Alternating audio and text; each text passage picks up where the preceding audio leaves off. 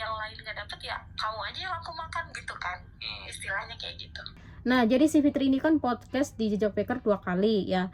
Terus ini adalah podcast yang pertama. Nah, setelah podcast ini tuh si Fitri sakit ya kan. Terus lanjutlah ada podcast si Tuti. Si Tuti juga mantan ART ya, ART artis yang konon melakukan pesugihan Gunung Kawi.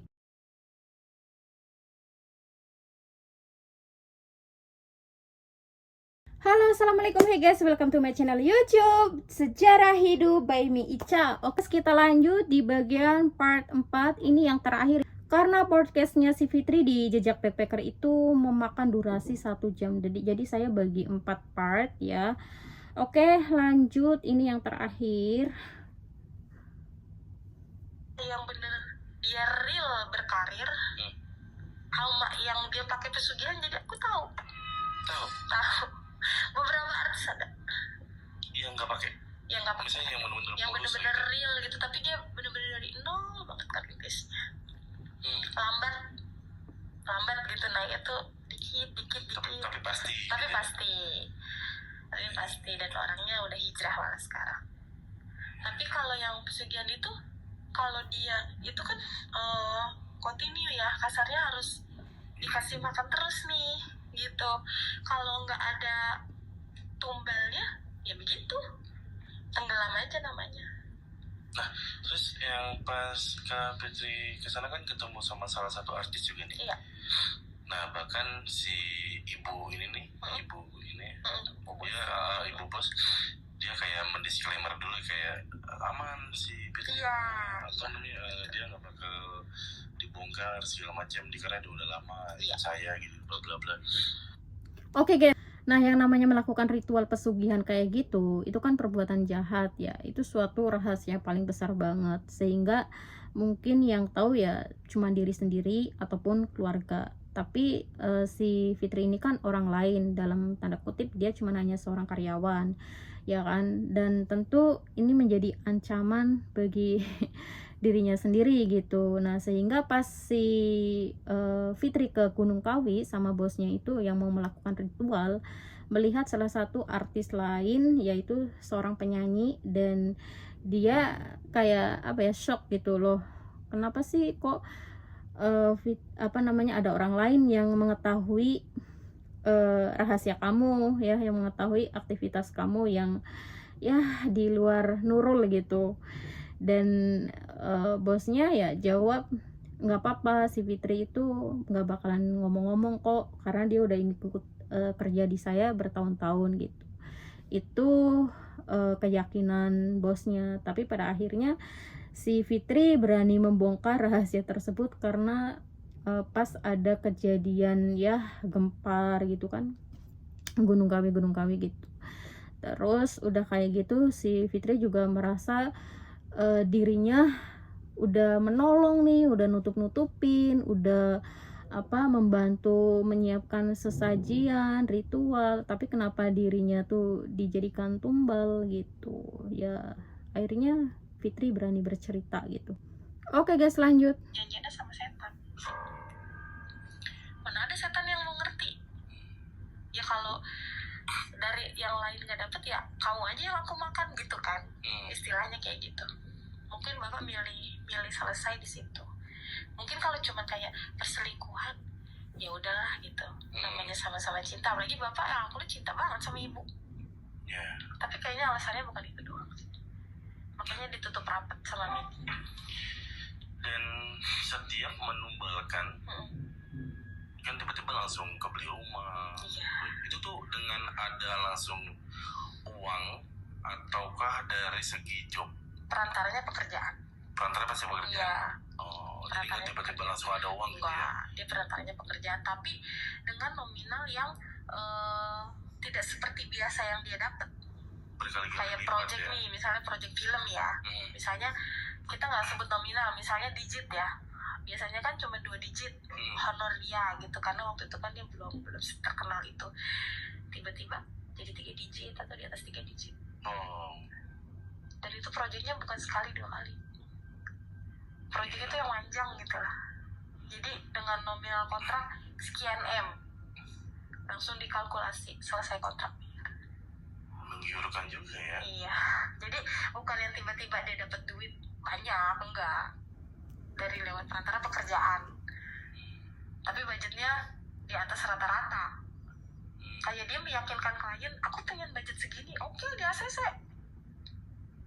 Karena kan kalau meeting aku suka ikut. Iya, langsung gitu ya. Iya, dia tanda tangan kontrak, negosiasi, minta budget sekian gitu. Tahu. Dan klien nggak pernah bilang enggak. Selalu mengiyakan. ACC terus. Terus selama Kak Fitri kerja di situ lumayan pendapatan. Lumayan, sebenarnya yang baik tuh bapak sih. Oh. Ya, cuman saya tidak menghilangkan sisi baik orangnya, ibu pun baik gitu. Cuman semenjak saya lihat foto saya, lebih baik saya mundur. Saya di kampung beberapa bulan gitu, saya putus semua komunikasi, saya ganti nomor HP, sosial media semua saya hapus. Kan itu Kak Fitri kan mulai rasa ketakutan dan tahu bakal jadi tumbal itu ketika ada foto kan. Nah sebelum itu nggak ada rasa kecurigaan, gue ngapain anjir ke Gunung Kawi, nggak ada mikir buat kedepannya, gue takut nih atau gimana? Dari semenjak beberapa karyawan yang di rumah itu nggak ada ya, kayak ditumbalkan gitu. Ada pikiran kayak apa setelah ini gue ya gitu. Ada pemikiran gitu. Berarti kayak udah terlanjur aja gitu. Iya. Jadi maju kena mundur kena gitu loh, kayak mau resign. Kamu kalau resign awas ya bilang-bilang ke orang gini. Sampai tanda aja. Ya. Enggak lah Bu, itu kan maksudnya itu urusan dosa ibu masing-masing, saya bilang.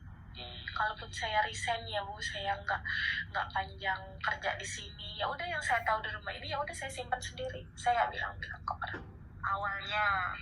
Makanya kakak datang ke sini. Iya, karena saya jujur kecewa. Saya udah tahu kasarnya kartu dia, bobrok dia. Saya keep semua dari media, dari semuanya lah ya. Dibangun citra dia tuh yang baik gitu. Tiba-tiba dia mau numbalin saya kan, posisi Mas coba kalau kayak jadi saya kayak gimana? Saya nggak ngomong di media juga bagus, ya. Mending saya mutusin pulang. Jadi bibi saya, suaminya ngajak saya ke Pak Ustadz, dibersihkan dari, karena kan saya kemana-mana ikut dia nih, pastilah gitu. Kasarnya tuh udah 1/4 dari jiwa saya itu udah ikut sama dia. Tapi saya masih ingat ibadah, masih ingat pulang, masih ingat ke orang tua. Makanya sampai detik ini bisa sehat ini dibantu sama Pak Ustadz itu. Iya, pokoknya jangan masuk lagi ke rumah itulah gitu. Kamu mau kerja, merinding. Kamu mau kerja tempat lain. Gak apa-apa, gaji nggak sebesar di situ gitu. Yang penting kamu tidak masuk ke rumah itu lagi. Itu bukan rumah, kata Pak Ustadz. Mungkin ya teman-teman, kita menjalani hidup yang normal-normal aja ya kayak. Jangan yang emang sih kita ambisi pengen apa yang kita pengen beli atau pengen kita capai, emang harus ada ambisi, tapi kan pakai jalan yang betul. Sebenarnya sih tuntutan gaya hidup sih. Itu sih salah satu gaya hidup, apalagi kan sesama artis kayaknya gengsinya tinggi ya. Betul. Kayaknya kalau nggak punya tas branded nggak dianggap. Terus kayak honor masih kecil, nggak masuk circle artis, kan seperti itu. Panasan lah ya. Betul. Iri hati. Iya, jadi gimana nih caranya bisa dapet pundi-pundi rupiah, tapi lewat pekerjaan sih memang. Tapi dengan cari instan. Iya. Itu nggak boleh ya teman-teman ya, karena ini udah ada contohnya dan jangan. Alhamdulillah Kak Fitri ini nggak terjadi apa-apa, sehat walafiat sampai sekarang. Semoga kedepannya juga ya kayak. Dan mungkin ada tambahan kesannya ke penonton? Ya, pesan-pesannya pokoknya hidup itu kan berproses ya. Semuanya juga ngalamin dari yang 0, 1, 2, 3 gitu. Hidup pilihan, kamu mau milih untuk yang instan tapi resikonya hidup sendiri, atau memang kita berproses ngikutin alur Tuhan aja. Ya, betul. Ya memang sih jujur saya pun kerja masih kerja gitu, tapi saya ikut PH.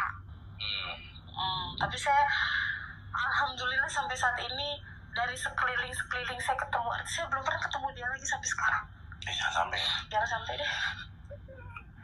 Gue langsung mikir kayak langsung ketemu gimana tuh ya? Iya, paling aku alasan HP ku hilang bu gitu.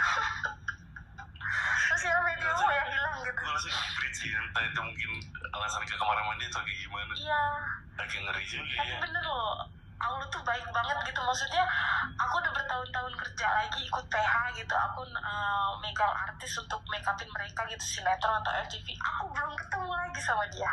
Ya sampai lah. Semesta kayaknya nggak izinin aku ketemu sama dia gitu. Ya, walaupun memang nanti next ke depannya ketemu, ya jangan sampai ada terjadi apa-apa. Iya, say hi aja sih. Say hi aja. Ya, say hi aja. Jadi kayak ya trauma pasti ada lah. Cuman aku anggap udah dia mantan bos aku gitu.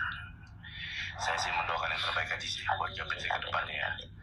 Oke teman-teman, itu aja cerita dari Kak Fitri selaku dari saksi lah ya, makeup artis yang pernah melakukan pesugihan di Gunung Kawi dan ambil baiknya, buang hal buruknya. Oke teman-teman, itu aja. Wassalamualaikum warahmatullahi wabarakatuh.